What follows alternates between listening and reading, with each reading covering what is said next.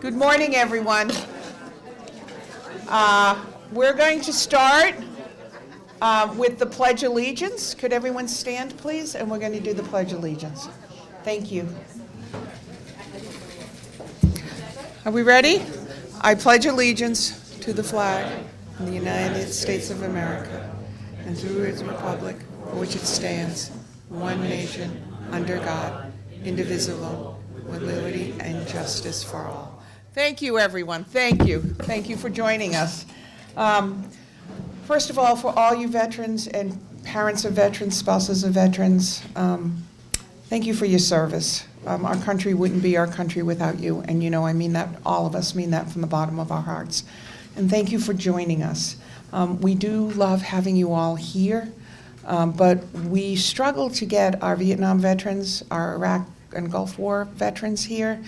If you ever know any of them, please remind them that we'd love to host them, and we will do whatever it needs to help them. That's what we're here for. Before I begin, I want to thank you, our veterans. I want to thank Needham Bank. They pay for this, just so you know, through a grant, which is really wonderful. I'd love to thank my staff, who's over in the corner, and I don't know where else they are, and all the volunteers who came early to help us set up. Thank you all. And welcome. I have lots of people I want to introduce, so we'll take it one at a time. First of all, State Rep. Do you want to introduce the senator? Or okay. Well, then I'll come back to you. So Joe, you're the chairperson this year, so you get to. This is our select board. Mary Ann is here with us as well. And Joe, would you like to say a few words? He's got to take off his gloves. See, I don't let people just show up. They have to work. Thank God. Thank you all very much. It's nice to see you here. I could be mistaken, but this looks like a much bigger turnout than last year. So thank you so much for taking the time for coming here. Thank you again for serving our country, and thank you to your families when you served our country. I'd also like to thank Lena for taking the time to recognize the veterans. I think this is a wonderful event. She's very, very committed to that. So how about a round of applause for Lena? So thank you again, and thank you for coming this morning. And next we have The fire chief.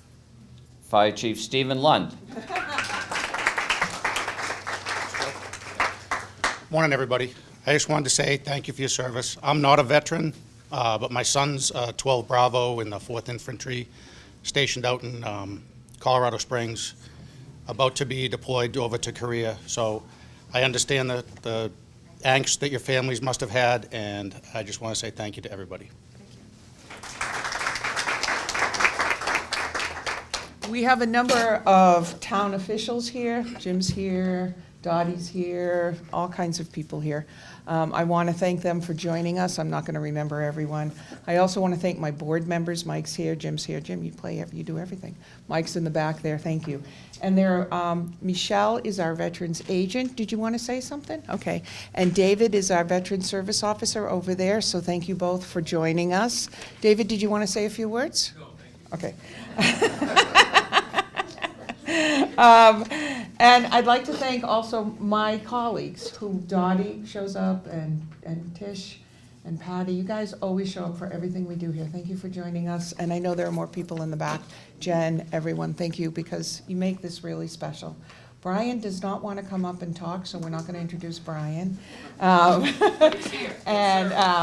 now I'd like to introduce my very, very good friend, Representative McMurtry. Would you like to come up and say a few words before I introduce the senator? Sure. So you don't want me to introduce him, you will? Oh, well, you can. I have what he needs.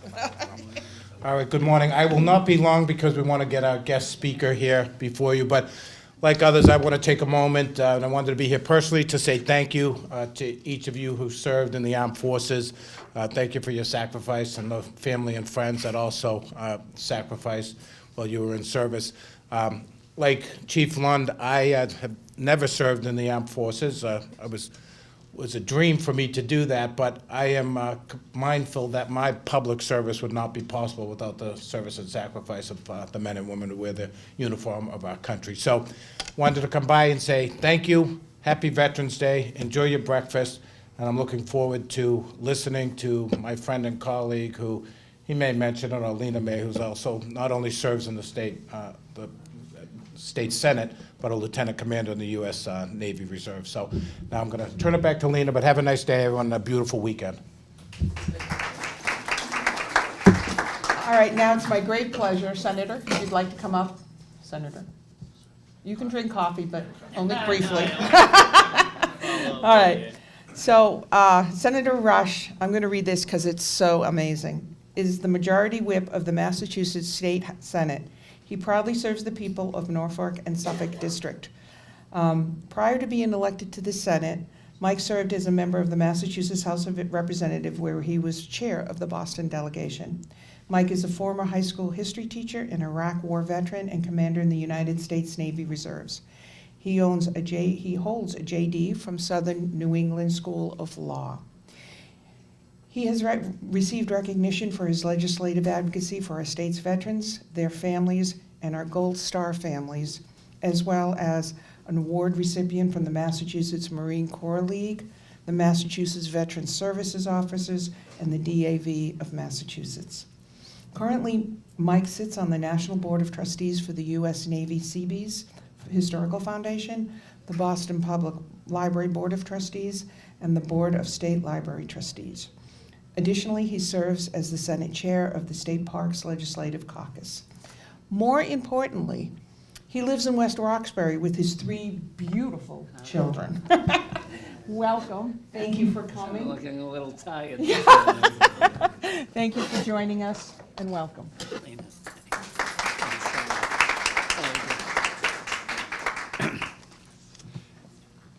Thank you so much. Yeah, I'm looking a little worn out because I was making lunches at 6 o'clock this morning for a 14, 11, and 2-year-old. Good dad. Yeah. Anyway, a big round of applause for Lena. She just does it right. She gets it. She totally gets it. And she's one of the best in the States, believe me, over and above. I also want to just acknowledge a few individuals who are here. Select Board Chair Joe Privatera is right there. Select Board Member Marianne Cummings is right there. Former Select Board Member Michael Walsh is right there.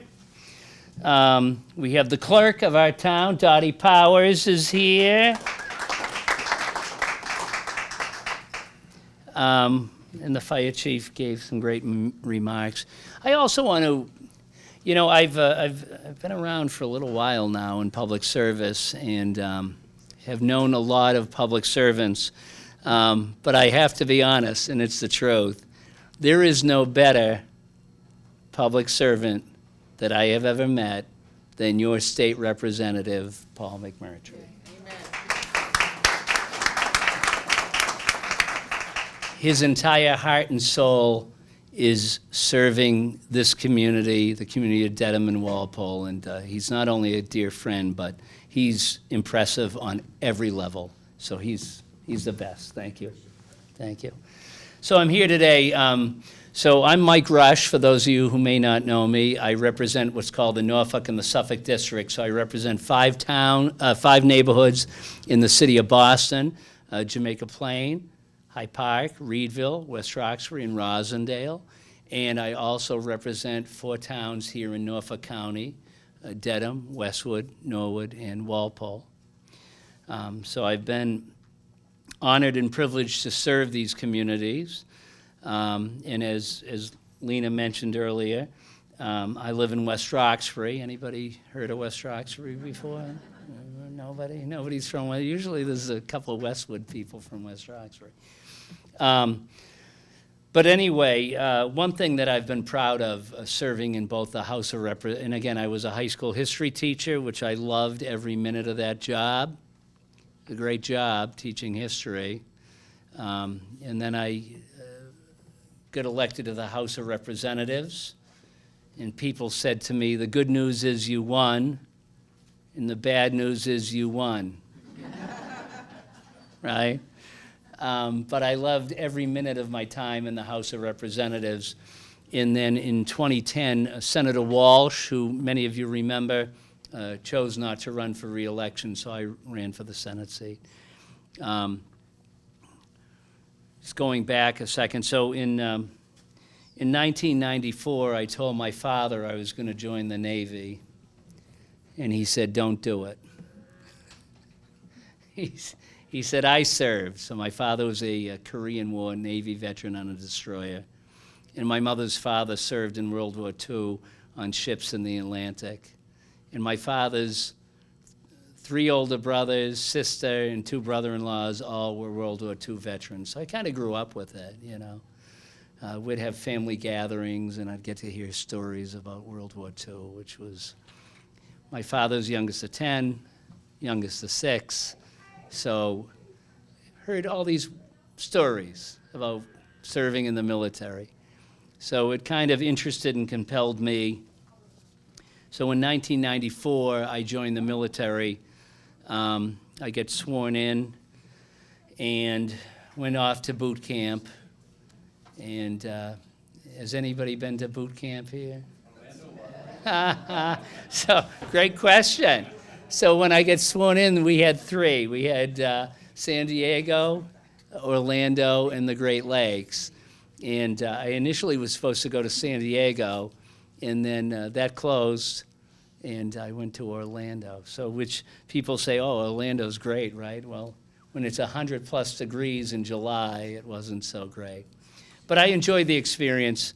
So I served 8 years with the United States Navy Seabees as a builder, and I enjoyed that. I drilled at South Weymouth Naval Air Station until that closed.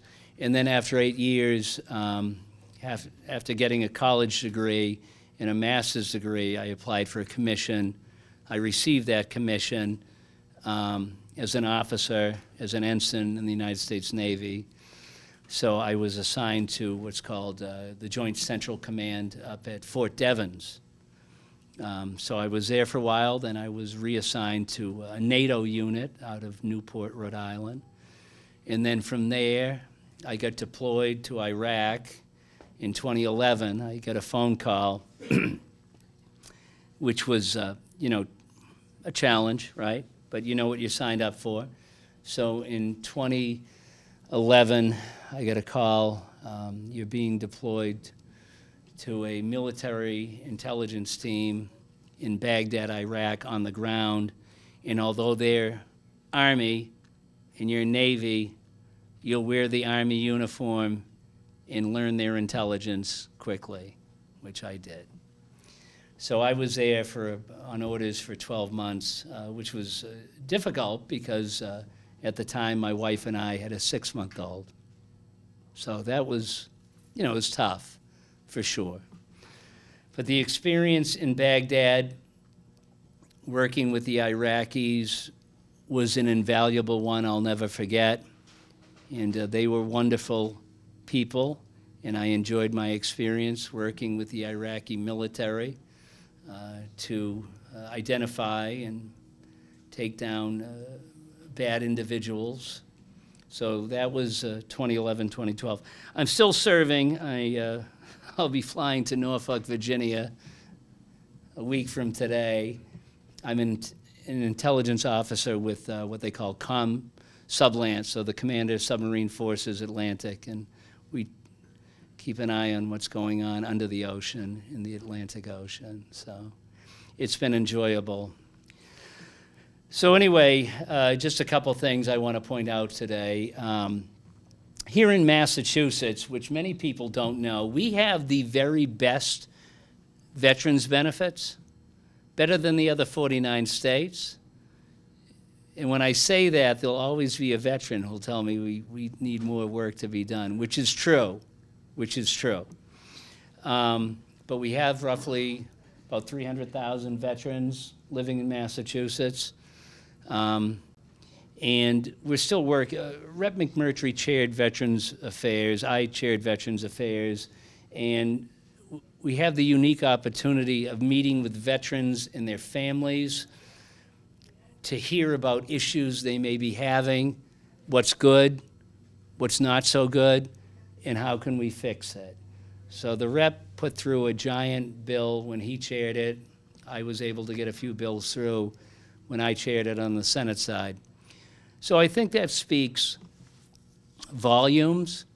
The legislature has very few veterans today. I think for a while, I was the only one in the Senate. Now there's 3 of us. The House maybe has 2 or 3. But that speaks volumes as we approach Veterans Day this Monday to the citizenry of Massachusetts has demanded that we treat our veterans, their families, our Gold Star families, with utter respect that they deserve. So it's not a legislature full of veterans, it's citizens like yourselves demanding that we have wonderful benefits and treat our veterans and their families well. So I think that that's moving to me as a former government and history teacher. So I'm happy to be here. On Veterans Day, we celebrate our veterans and their families. On Memorial Day, and Rep. McMurtry and I talk about this all the time, we celebrate and honor those who pay the ultimate sacrifice. But as we approach Veterans Day on Monday, as a veteran and as a son and grandson of a veteran, I am honored to be here with you today to say thank you for your support and all that you folks do supporting veterans. And that's it. Senator, can you say a few words about the bureau?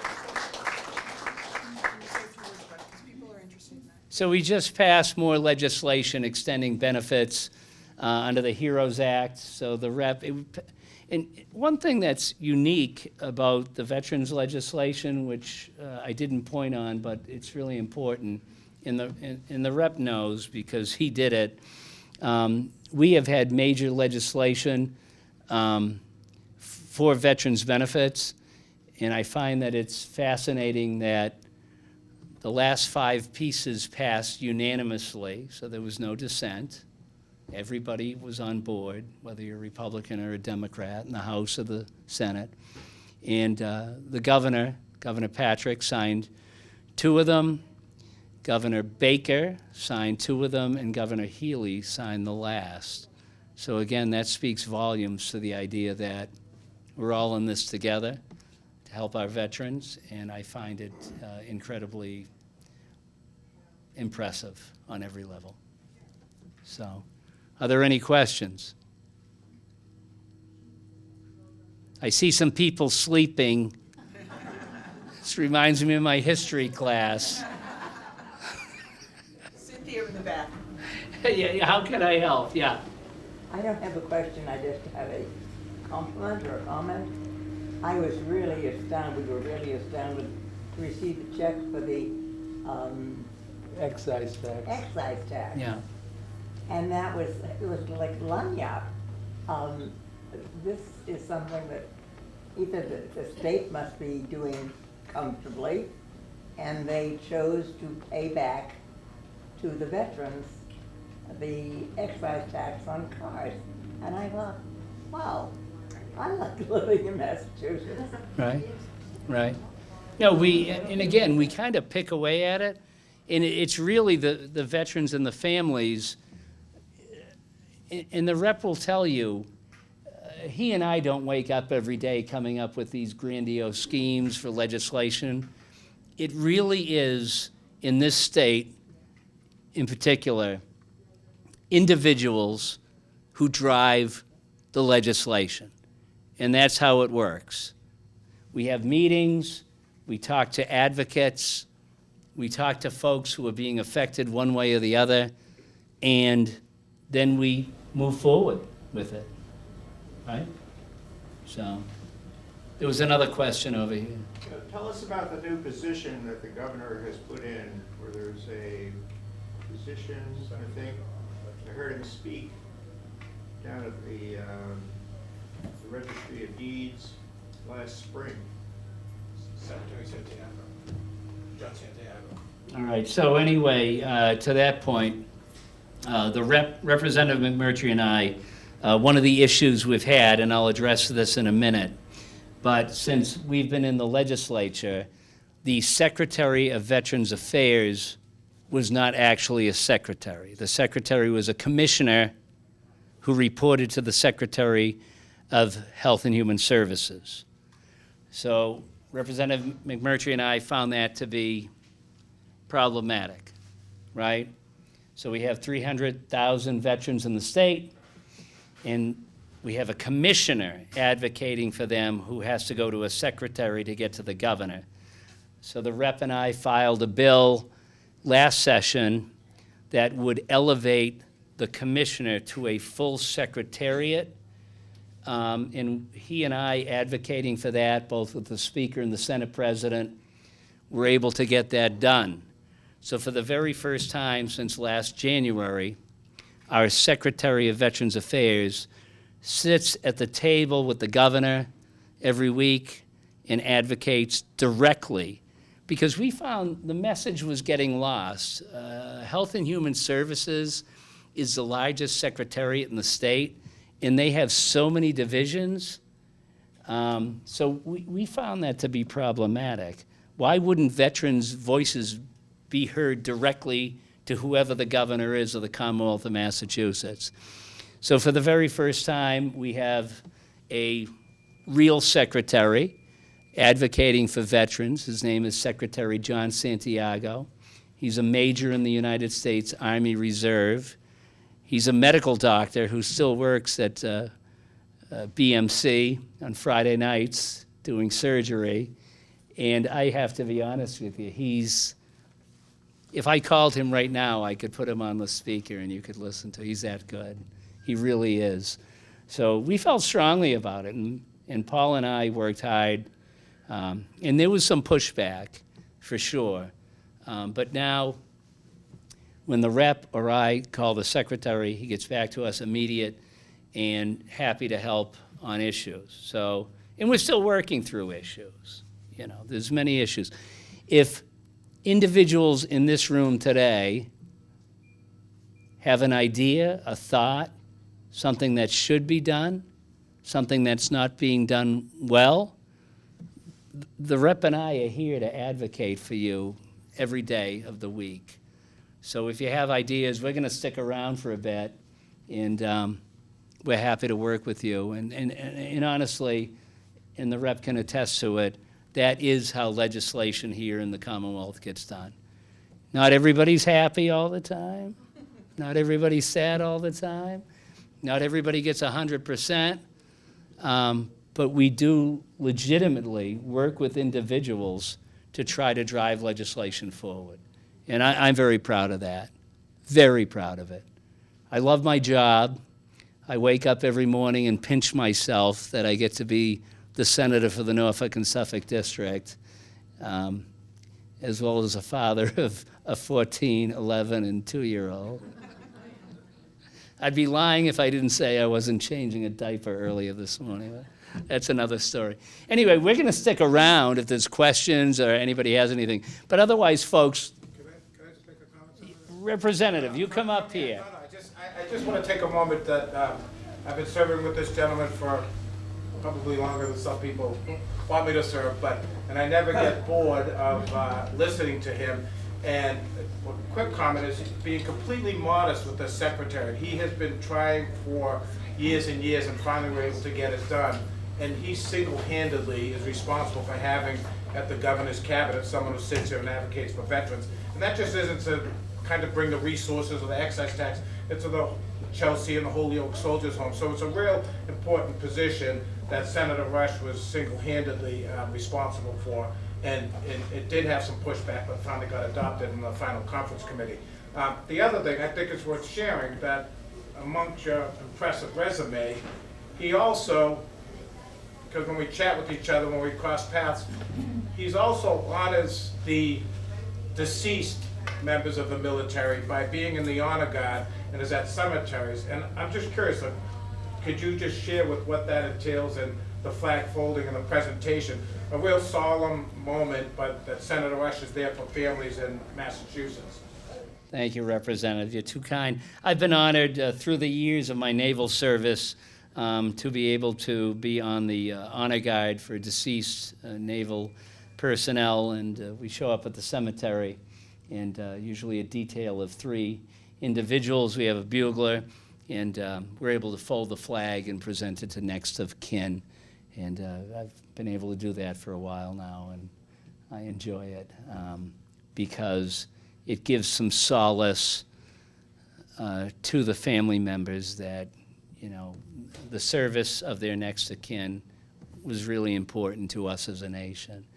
We fold the flag, taps plays, and the words are, on behalf of a grateful nation, the President, the United States Navy, we present this flag to you and your family for your loved ones' dedicated and faithful service to the United States. So I've been able to do that for quite some time. And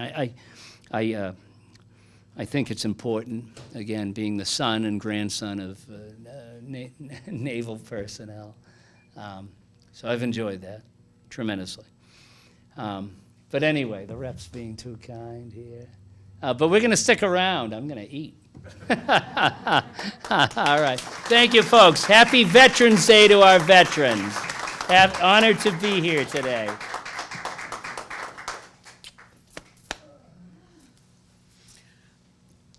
Okay, so there's lots of food. I think we're a little light on the regular coffee, but there is decaf. Again, thank you all for joining us. Please stay for as long as you'd like. We're not in any rush.